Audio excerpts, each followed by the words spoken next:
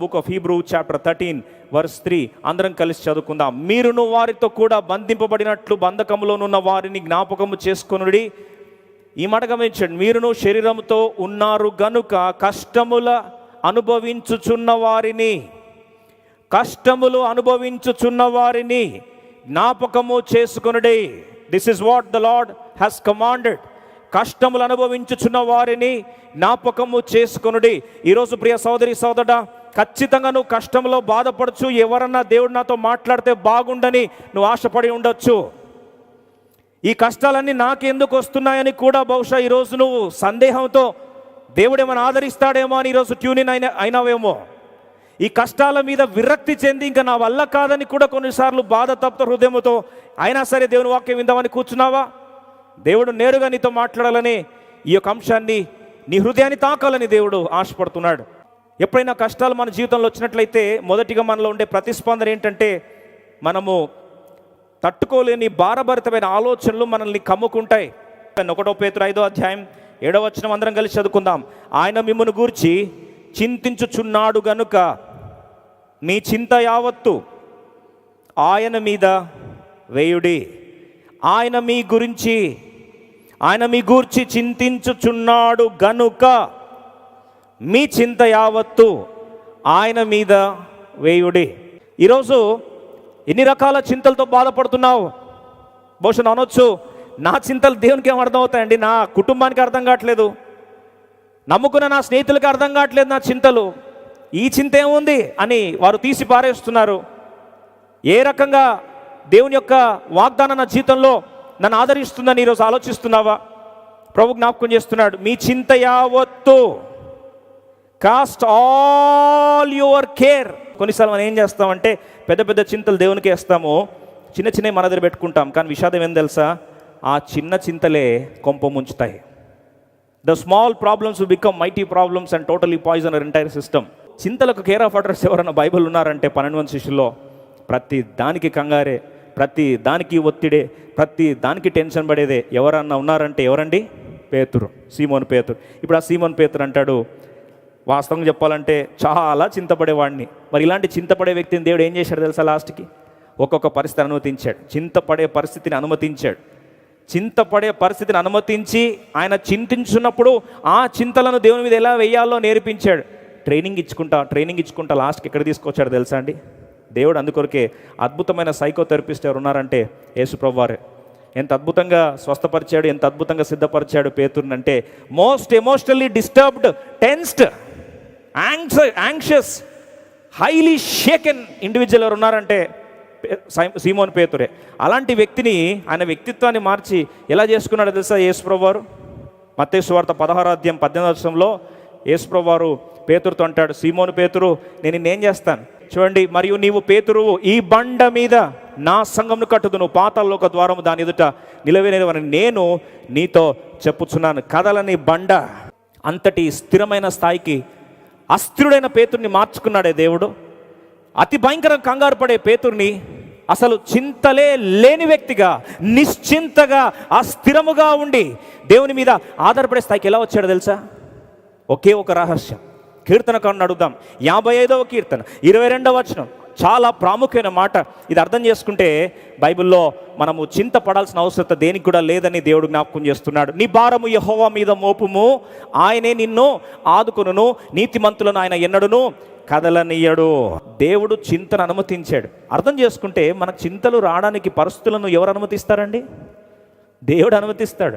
ఎందుకు అనుమతిస్తాడు? చింతపడే పరిస్థితులను దేవుడు అనుమతించి వాటిలో మన చింతలను, మన భారమును ఎవరి మీద ఏమని ఆశపడతాడు? దేవుని మీద వేయనట్లు ఆయన ఆశపడతాడు.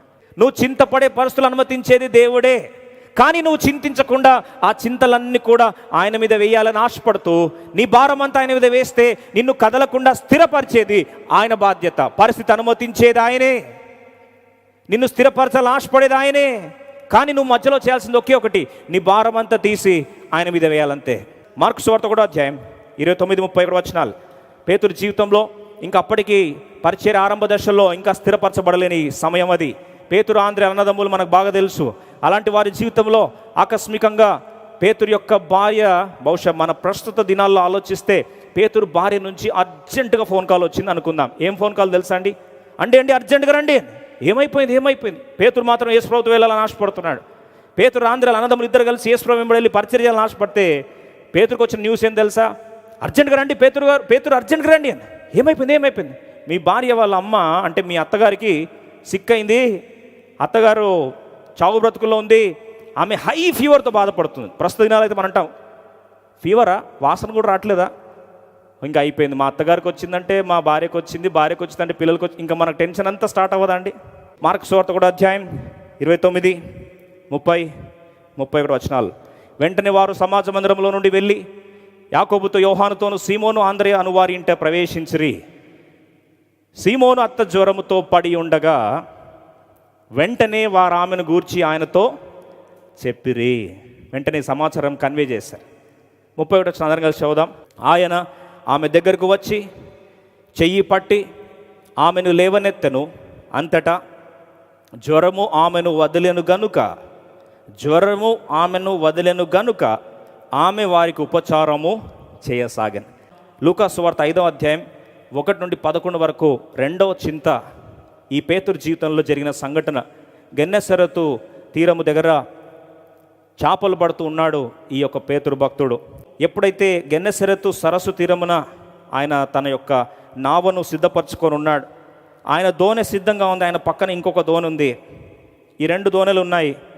అయితే ఆలోచించండి, దేవుడు ఎంతగా ప్రేమించాడు సీమోను పేతురుని అంటే, పరిచర్య చేస్తున్న యేసుక్రీస్తు వారు జనసంద్రం అయిపోయిన ప్రాంతంలో వారికి కనబడాలని ఈ 2 దోణెల్లో ఒక్క దోణె, ఆ దోణె ఎవరిది అంటే పేతురు యొక్క దోణె.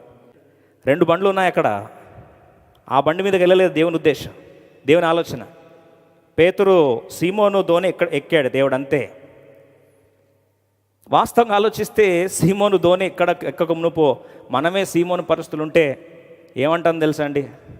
అయ్యా నా చింతలు నీకు అర్థం కావట్లేదా? రాత్రంతా ప్రయాసపడితే అస్సలు ఒక్క చేప దొరకలేదయ్యా, ఇది సరిపోతున్నట్లు కనీసం ఉదయకాలం అన్నా ఇప్పుడన్నా మేము ట్రై చేద్దాం అనుకుంటే ఇప్పుడు నీకు నా దోణె కావాల్సి వచ్చిందా? పక్కన ఉంది కదా దోణె, ఎక్కొచ్చు కదా అని అనేవాళ్ళం. అలా అనుంటే ఈ 2వ చింత పేతురు జీవితంలో శాశ్వతంగా ఉండిపోయేది.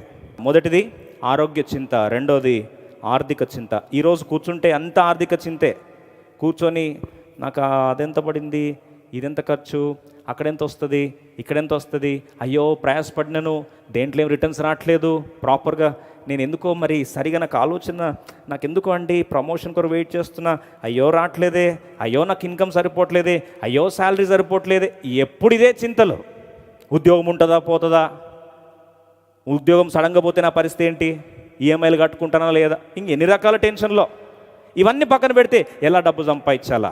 లూకా సువార్త 5వ అధ్యాయం అందరం కలిసి 4వ వచనం చదువుకున్నాం. ఆయన బోధించట చాలించిన తర్వాత నీవునో దోణెనో లోతునకు నడిపించి చేపలు పట్టుటకు మీ వలలు వేయుడని సీమోనుతో చెప్పగా, పేతురు అడగలేదండి. యేసుప్రభు అన్నాడు, లోతునకు నడిపించయ్యా, నీవు దోణెను లోతునకు నడిపించి చేపలు పట్టుటకు మీ వలలు వేయండి అంటే, అప్పుడు సీమోను పేతురు నోరు తెరిచి అంటున్నాడు. 5వ వచనం, ఏలినవాడా రాత్రి అంతయు మేము ప్రయాసపడితిమి కానీ మాకేమీ దొరకలేదయ్యా. ఇది మా పరిస్థితి. ఆలోచించండి, నోరు తెరిచి అడగాల్సిన పరిస్థితి కూడా రాని దేవుడు అనుమతించలేదు. కానీ మనసులో మాత్రం దేవుడు హృదయాలోచన ఎరిగినవాడు, హృదయాక్రందన ఎరిగినవాడు, హృదయపు భారం ఎరిగినవాడు. ఎందుకు మీ హృదయంలో కలవరపడుచున్నవని దేవుడు నోరు తెరిచి అడిగినవాడు. ఈరోజు నీ హృదయం బరువెక్కిపోయిందేమో ప్రియ సోదరి సోదరుడా. ఆలోచనలు భవిష్యత్ ఆరస్థాయికి వెళ్ళిపోయి తట్టుకోలేని పరిస్థితులు ఈరోజు విచ్ఛిన్నమైపోయిన స్థితిలో ఉన్నావా? 6వ వచనం, వారు అలాగు చేసి విస్తారమైన చేపలు పట్టిరి, అందుచేత వారి వలలు పిగిలిపోవచ్చుండగా. ఎంత సమృద్ధి పొందారంటే 7వ వచనం చూడండి, వారు వేరొక దోణలను తమ పాలివారు వచ్చి తమకు సహాయం చేయవాలని వారికి సంజ్ఞలు చేసిరి. వారు వచ్చి 2 దోణలు మునుగునట్లు నింపిరి. ఆలోచించండి, ఆతిథ్యం ఇచ్చిన దోణె పక్కనున్న దోణె కూడా దీవెనకరంగా మార్చబడింది.